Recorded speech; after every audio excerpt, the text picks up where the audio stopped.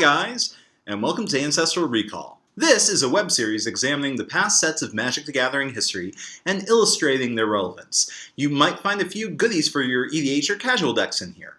I'm your host, Eli Kaplan, former feature writer for Star City Games, occasional coverage writer for the Mothership, and Magic's most prolific amateur historian.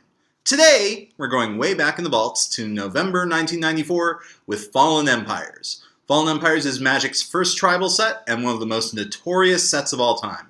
Why does it have such a foul reputation? We'll explore that and much, much more today. Fallen Empires was released in November 94 and was the most printed expansion of its time. And there's a reason for that. From Magic's inception in 1993 through the first 2 years, Wizards had trouble getting enough cards printed. Carta Mundi, a Belgian printer, was the only source of printing, as Wizards didn't have the capital to get runs on major US or Canadian printers. There wasn't enough volume and enough printing available for a small business to meet distributors' demands. Stores would order 20 cases of Legends and get 2. Stores would ask for 20 cases of Revised, a set with an allegedly unlimited print run, and get 3 or 4. Wizards just couldn't get enough cards out there. So the solution for retailers at this time was to overorder, to ask for massive allotments, knowing that they'll get a small chunk, which is actually what they really wanted. Until Fallen Empires. With Fallen Empires, Wizards told distributors that, listen, this time they're going to get their whole allotment.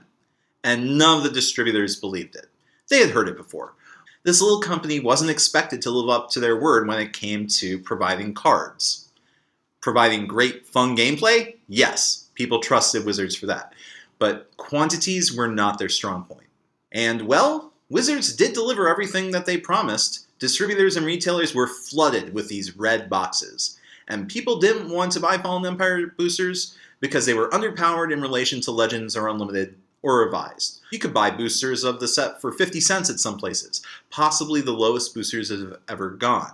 The power decline was notable despite the great amount of flavor, and we'll get there in a second. And yeah, there were some strong cards in the set, just to be clear, but Wizards was still playing it safe when worrying about the brokenness of tournaments using Moxen and Ancestral recalls.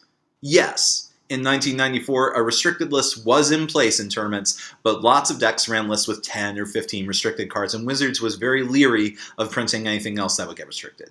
So, Fallen Empires was not chock full of tournament staples, but there were plenty of cards for casual players to play with. The set was 102 cards, sold in 8-card boosters with 2 uncommons or rares in every pack. Just to be clear, the uncommons and the rares were printed on the same sheets, with uncommons appearing twice to rares appearing once on the sheets. This precedent had been set by Arabian Nights, and the MSRP was $1.50, but most hobby retailers dropped that, because distributors sent thousands of boxes back to Wizards, who were forced to warehouse them.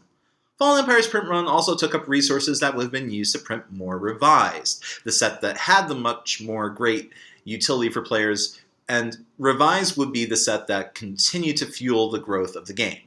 So what do you do with all these boxes of Fallen Empires? This was a problem for Wizards. Now, does that mean it was a mistake from a design or player perspective? Well, let's take a closer look at the cards and find out.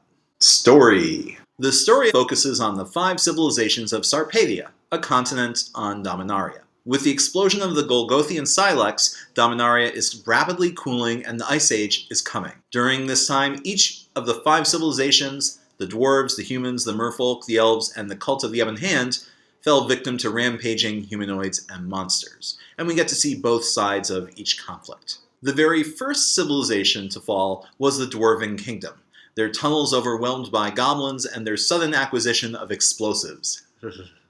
The merfolk were destroyed by the claws of the Homerids, crabfolk, whose fighting prowess rose and fell like the tides. The Ebon Hands, a clerical order of death worshippers, have been raising thrall servants for generations for use in their foul rites.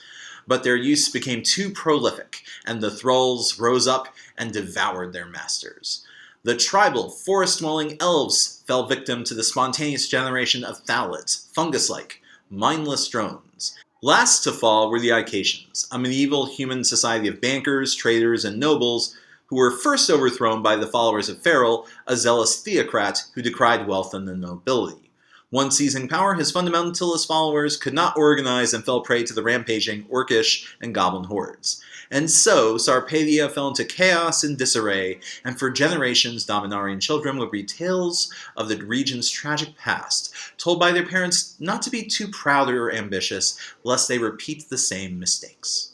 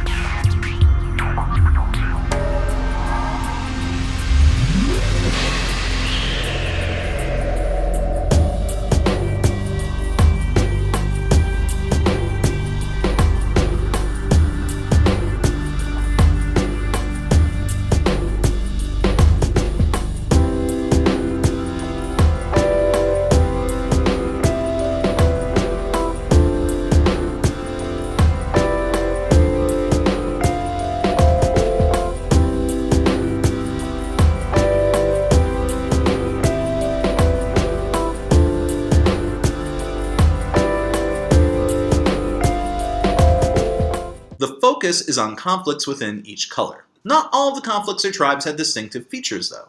The elves are just elves, they're little creatures. They don't even tap for mana. The dwarves are small and underpowered. But there are some interesting mechanics here. Let's start with blue. Vodalians, the most magical of the races. They're merfolk, and some of them can take to the skies, and they even get first strike. Some can let you play a virtual force spike, although they demand blue mana to activate. Sea Singer lets you borrow creatures from an opponent if they control an island, and that's incredibly powerful. It doesn't even require mana to activate. You can even use Svenelite Priest to give a creature Shroud until end of turn. It wasn't keyworded at the time, but yeah, it actually was Shroud. But you had to do this on your upkeep. There's a Mountain Walking Merfolk with efficient stats, and there actually was enough support for ABU's Lord of Atlantis so that you could actually play a tournament caliber Merfolk deck. Just to be clear, the first fish deck, very underpowered by modern standards, but Fallen Empires made major steps towards making fish a viable tournament strategy.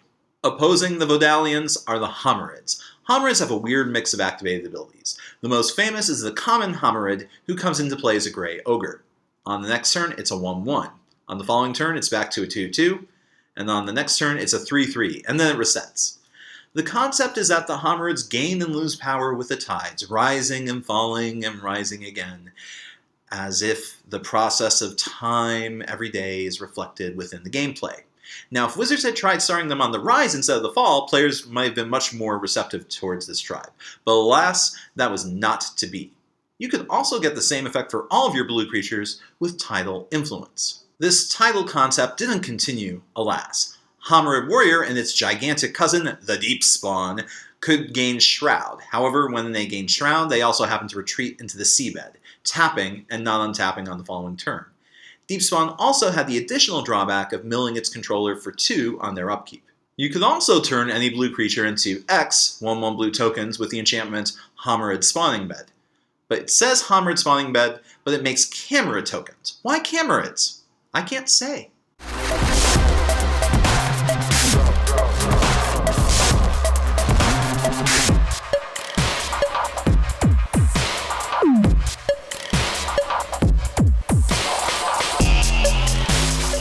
But blue also got one of the most powerful combo pieces it's ever had in Fallen Empires with High Tide. High Tide, an instant, makes all islands tap for an additional blue mana until end of turn. This was a key component of various combo decks that bided its time until you were able to generate a ton of mana. And this was a major threat during Urza Saga's combo summer, and this card is even played in a couple Legacy and Vintage decks with various Storm or other combo applications. Black's conflict focused on the Ebon Hand. Led by Torak, a powerful priest and slave master, the Ebon Hand dominated much of Sarpadia. The Order of the Ebon Hand was a key creature in Necropotent's aggro decks after Ice Age came out. With efficient stats like Protection from White, 2-1, and the possibilities of even higher power and First Strike, these guys were an essential in mono-black beatdown. Hymn to Torak was a brutally powerful discard spell, forcing 2 random discards for only 2 mana. This spell gets played in Legacy discard decks today, and I ranked it as the second best discard spell of all time. There was a common joke about playing Hymn to Torak on turns 2 and 3. The joke was, to quote, him, I win. The other faction in black is the thrulls, magical slaves created by the Order to do their bidding. Thrulls come in all colors and one shape. Ugly. They're generally generated from the corpses of ritually slain sacrifices. Armor Thrall is a 1/2 that can be sacrificed to give a creature a +1/+2 counter. Yeah, pretty wacky. Also icky. Ugh. +1/+2 on a counter? Just those numbers, they look crazy to a modern perspective. Basal Thralls are mana clumps that can be sacrificed to get your initial BB payment right back. Breathing Pit requires a BB maintenance, but gives you a 0/1 Thrall token at the end of your turn. And if you can't find a way to use these guys in EDH, you're probably not thinking hard enough. Daralore. It's a 4/4 for 4, which was dramatically large at the time. Its cost, though, tacking on additional black mana to each black spell you play, isn't nice. Mindstab Thrall is serious business. As a Saboteur, it can be sacrificed instead of dealing combat damage to your opponents, forcing them to discard 3 spells. That's a very, very efficient effect for 3 mana, but you still have to get through in combat on turn 4. Fallen Empires has another powerful Saboteur, Neckrites, which you can sacrifice to kill another creature. The trick, of course, is you've got to get them through. At 3 mana, that's not a small order. Some people tried using the Wand of Tawnos, or Dwarven Warriors, but it was hard to pull off. But when you could, it was powerful. And, incidentally, if you want to get into a Thrall-themed deck, there is a Lord. Thrall Champion gives all other Thralls +1/+1, and can steal other Thralls. Fun fact about the Thralls. There's another group in Magic that uses Thralls, the Orzhov Syndicate. Like the Ebon Hand, they use these ugly things as slaves. So far, they have managed to keep control over these servants. But if Ravnica ever gets a 3rd act, I think we're going to see another rebellion. There's a modest smattering of Thralls in other sets, like Exodus, and there's a Saga, and there's even one violent Thrall, the Rakdos Ixspitter.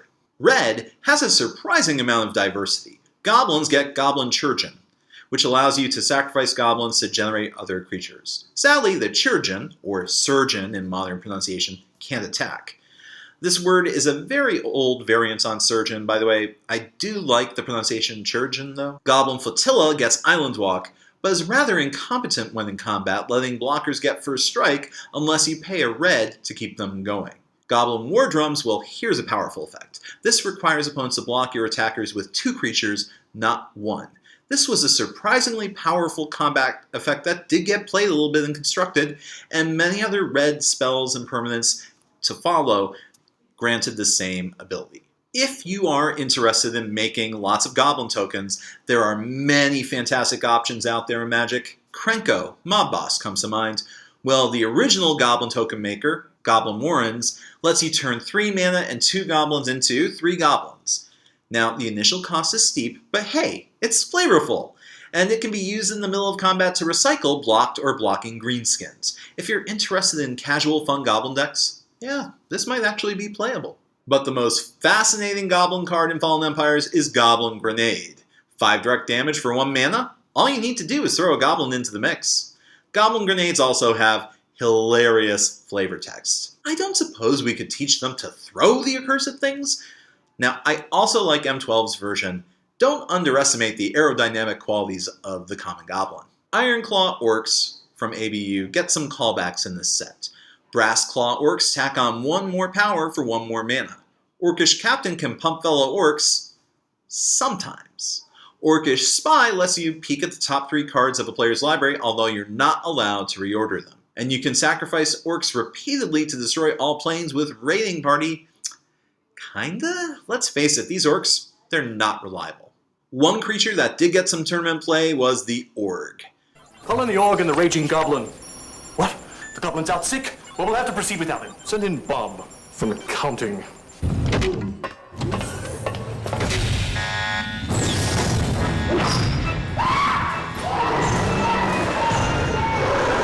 This gigantic goblinish thing has 4 arms, a massive mouth, and hates other big creatures. In metagames with few fatties, Org was a great deal, and red mages could burn away anything that kept it from attacking. Later on, Orgs lost their shyness and got more expensive. Don't ask Bob from accounting about them, though. I need to be clear here. Fallen Empire's green cards suck, by and large. They're not good. But I love Thalids. Thalids get a spore counter on your upkeep. You can trade 3 spore counters in for a 1/1 Sapperling token. This set is the debut of the humble Sapperling. Thalid Devourer could pump itself with Sapperlings. While Time Spirals blocks Thalids all made Sapperlings and sacrifice them to get various effects, it may surprise you that the original Thalids often didn't make Sapperlings. Thorn Thalid could trade in 3 spore counters for 1 point of damage. Feral Thalid could regenerate, not make guys. Spore Flower produced fogs, and Elvish Farmer grew Sapperlings themselves without being a fungus, and could eat them for 2 life. Also, if you want to get more Sapperlings with brute force, you can totally do that with Fungal Bloom. I saved the longest lasting civilization for the last. The Order of the Ebon Hand met its match with the Order of Lightbur, or as I always called it, the Order of Light Beer. These guys immediately got played in every white weenie deck. Icacian Javelineers provided an off-kilter alternative to Savannah Lions getting a one-shot ping-in. White got its first big token-producing card with Icacian Town, producing 4 1/1s for 6 mana. And what could you do with these tokens? Why, you could provide the jury for Hand of Justice. Here comes the judge. Like the original alpha playtest creature Superhero, Hand of Justice could tap to destroy any creature in play, but he needed 3 other white creatures backing him up. The Order of Lightspur was brought down by a crazed religious fanatic, Feral. His followers were not interested in martial tactics, but instead wanted to find any opposition and hunt them down. This slavish devotion to purity meant that if they managed to attack and not get blocked, then they get to deal 3 damage to an opponent's creature directly instead of dealing damage to their opponent. This ability got flipped for Nemesis's vertical cycle of Lacoliths. White direct damage that isn't range strike? Yeah, that's pretty weird in terms of flavor pie, yeah. The set does actually have 3 cycles, the artifacts and lands. There are 2 mana artifacts with a 1-cost mana activation that simulate the boons from Alpha. Some of these actually got played. There's an uncommon cycle of lands that come into play that tap for colored mana, or can be sacrificed for 2 mana, and these aren't all that bad. These were the first lands that players could use to get around flash fires, or tsunami. Then there's the storage lands. These lands come into play tapped and can stay tapped and add counters to them. Magic has several storage land cycles, including the most recent, a storage land that charges up to play dragons. And the one that's received the most tournament play is Time Spiral Cycle, which allows players to decide whether to tap lands for regular colorless mana or to build up by adding storage counters. But the original storage lands required much more commitment by players being forced to choose between building up counters and untapping.